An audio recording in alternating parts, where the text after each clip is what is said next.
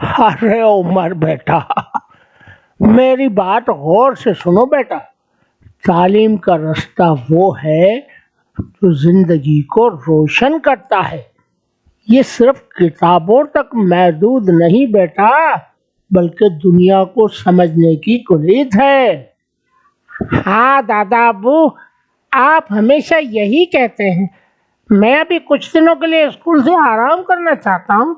कुछ मजीद वक्त अपने दोस्तों के साथ गुजारूंगा दादा अबू। अरे बेटा, दोस्तों के साथ तो बहुत ही ज़रूरी है, लेकिन तालीम बेटा वो सरमाया है जो इंसान को सच्चाई और समझ की रोशनी देता है बेटा। देखो, अगर तुम्हें कामयाब होना है ना बेटा, तो पढ़ाई तुम्हारी पहली तरजीह होनी चाहिए। पर दादा अबू, कभी कभी तो लगता है कि किताबें बोरिंग होती हैं और सब कुछ सिर्फ याद करना होता है, रटना होता है। आखिर ऐसा क्यों है दादा अबू? अरे बेटा, उमर बेटा, समझने की कोशिश करो बेटा। किताबें दरअसल दुनिया के दरवाजे खोलती हैं, बल्कि तुम्हारे अक्ल के भी दरवाजे खोलती है। किताबों का हर एक लफ्ज, हर एक जुमला तुम्हें नए ख्यालात से मुतारिफ कराता है बेटा। याद करना तो एक हिस्सा है, लेकिन जो कुछ तुम सीखते हो ना बेटा, वो तुम्हारी सोच को पुख्ता करता है। ये सिर्फ रटने का नहीं, समझने का अमल है बेटा।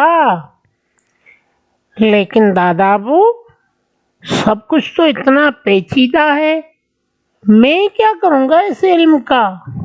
याद रखो उमर बेटा, इल्म का कोई ज़या नहीं होता। तुम जो कुछ भी सीखोगे वो तुम्हारी शख्सियत का हिस्सा बन जाएगा बेटा। चाहे वो एक छोटा सा सवाल हो या कोई बहुत बड़ी मुश्किल, तुम्हारे इल्म का खजाना तुम्हें हमेशा राह दिखाएगा बेटा। अच्छा दादा अबू, तो क्या आप चाहते हैं कि मैं सिर्फ और सिर्फ पढ़ाई पर ध्यान दूं?